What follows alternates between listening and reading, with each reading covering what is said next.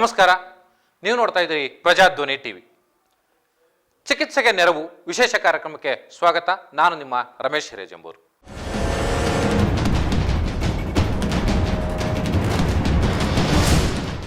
SC STಗಳಿಗೆ ವಿಶೇಷವಾದಂಥ package ಅನ್ನ ರಾಜ್ಯ ಸರ್ಕಾರ ಈಗ ಘೋಷಣೆ ಮಾಡಿದೆ.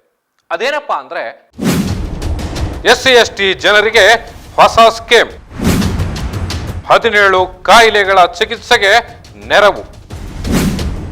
ದುಬಾರಿ ಕಾಯಿಲೆಗಳಿಗೆ ಮಾತ್ರ ಈ ನೆರವು. ಕಾರ್ಪಸ್ ಫಂಡ್ ಸ್ಥಾಪಿಸಿ ಯೋಜನೆ ಜಾರಿ.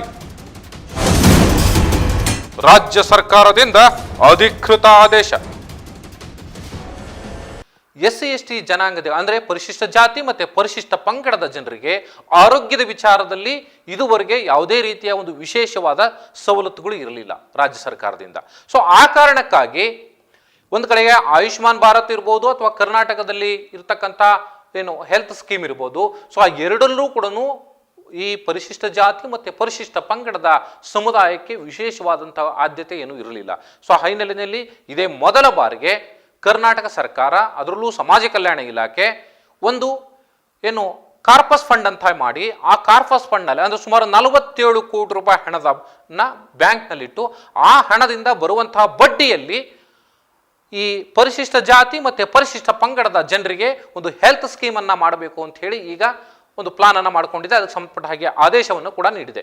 SCP TSP ಇರತಕ್ಕಂಥ 47 ಕೋಟಿ ರೂಪಾಯಿ ಹಣವನ್ನ ಬ್ಯಾಂಕ್ನಲ್ಲಿಟ್ಟು ಅದರ ಬಡ್ಡಿಯ ಹಣದಲ್ಲಿ ಈ ಚಿಕಿತ್ಸೆಯನ್ನ ನೀಡಲಾಗ್ತಾ ಇದೆ. ದುಬಾರಿ ಕಾಯಿಲೆಗಳು ಏನಿದ್ದಾವೆ ಆ ಸುಮಾರು 33 ಕಾಯಿಲೆಗಳನ್ನ ಈಗಾಗಲೇ ರಾಜ್ಯ ಸರ್ಕಾರ ಒಂದು ಪಟ್ಟಿಯನ್ನ ಮಾಡಿದೆ. ದುಬಾರಿ ಕಾಯಿಲೆಗಳು ಅಂದ್ರೆ ಸುಮಾರು 3 ಲಕ್ಷಕ್ಕೂ ಹೆಚ್ಚು ಖರ್ಚಾಗುವಂತ ಏನು ಕಾಯಿಲೆಗಳಿದ್ದಾವೆ ಅಂದ್ರೆ ಯಾವುದೇ ಮನುಷ್ಯನಿಗೆ ಕಾಯಿಲೆ ಬಂದರೂ ಕೂಡ ಆಸ್ಪತ್ರೆಗೆ ಹೋದಂಥ ಸಂದರ್ಭದಲ್ಲಿ ಯಾವ್ಯಾವ ಕಾಯಿಲೆಗೆ ಎಷ್ಟೆಷ್ಟು ಖರ್ಚಾಗ್ಬೋದು ಅನ್ನುವಂಥದ್ದು ಒಂದು ಫಾರ್ಮೇಟ್ ಇದ್ದೇ ಇರುತ್ತೆ ಸರ್ಕಾರದಲ್ಲಿ. ಸೊ ಈ ಹಿನ್ನೆಲೆಯಲ್ಲಿ 3 ಲಕ್ಷಕ್ಕಿಂತ ಹೆಚ್ಚು ಏನು ಖರ್ಚಾಗುತ್ತೆ. ಸೊ ಅಂತಹ ದುಬಾರಿ ಕಾಯಿಲೆಗಳ ಒಂದು 33 ಕಾಯಿಲೆಗಳ ಪಟ್ಟಿ ಇದೆ.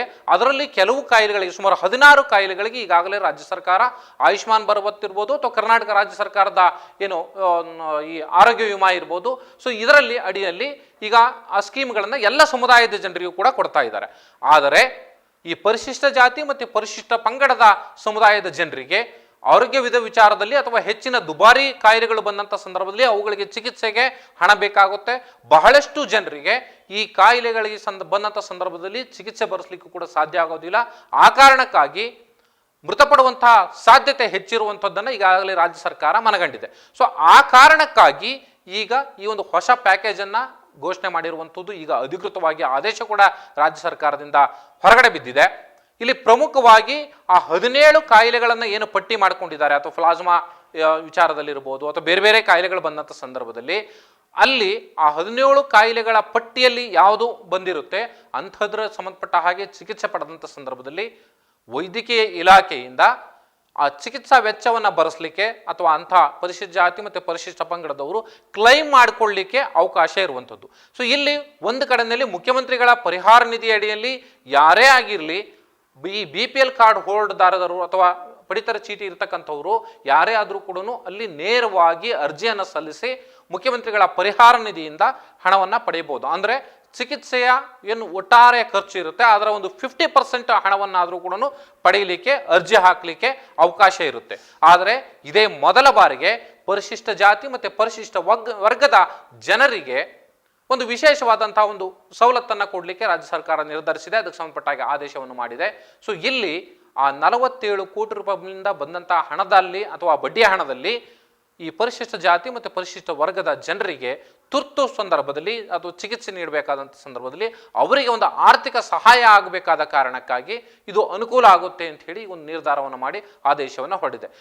ಈ ಹೊರಡಿಸಿರ್ತಕ್ಕಂಥ ಆದೇಶದಲ್ಲಿ ಸಾಕಷ್ಟು ಜನರು ಈಗ ಅದರ ಫಲಾನುಭವಿಗಳು ಅದರ ಲಾಭವನ್ನು ಪಡ್ಕೊಳ್ಬೋದು. ಪರಿಶಿಷ್ಟ ಜಾತಿ ಮತ್ತು ಪರಿಶಿಷ್ಟ ಪಂಗಡದವರಿಗೆ ಮಾತ್ರ ಈ ಅವಕಾಶ ಇರತಕ್ಕಂಥದ್ದು. ಸುಮಾರು 53 ಜಾತಿಗಳು ಬರ್ತವೆ ಪರಿಶಿಷ್ಟ ಜಾತಿ ಮತ್ತು ಪರಿಶಿಷ್ಟ ಪಂಗಡದಲ್ಲಿ.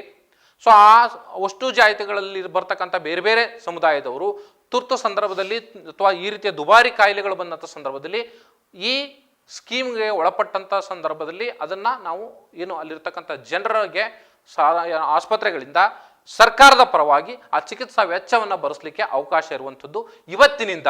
ಸೊ ಈ ಒಂದು ಸ್ಕೀಮ್ ಅಥವಾ ಹೊಸ ಸ್ಕೀಮ್ ಏನಿದೆ, ಈ ಕಾರ್ಪಸ್ ಫಂಡ್ ಅಡಿಯಲ್ಲಿ ಬರ್ತಕ್ಕಂಥ ಈ 17 ಕಾಯಿಲೆಗಳ ಪಟ್ಟಿಯಲ್ಲಿ ಯಾವುದೇ ಕಾಯಿಲೆಗೆ ತುತ್ತಾಗಿ ಅವರು ಚಿಕಿತ್ಸೆ ಪಡೆದಂಥ ಸಂದರ್ಭದಲ್ಲಿ ಈ ಹಣವನ್ನು ಸರ್ಕಾರ ಭರಿಸಲಿಕ್ಕೆ ಅಥವಾ ಸರ್ಕಾರದಿಂದ ಪಡೆಯಲಿಕ್ಕೆ ಅವಕಾಶ ಇರುವಂಥದ್ದು. ಇದನ್ನು ಸಾರ್ವಜನಿಕರು ಅಥವಾ ಈ SC ST ಸಮುದಾಯದ ಜನ ಇದರ ಸದುಪಯೋಗ ಪಡಿಬಹುದು ಅಂತ ಹೇಳ್ತಾ ಈ ಕಾರ್ಯಕ್ರಮ ಮುಗಿಸೋಣ. ನಮಸ್ಕಾರ.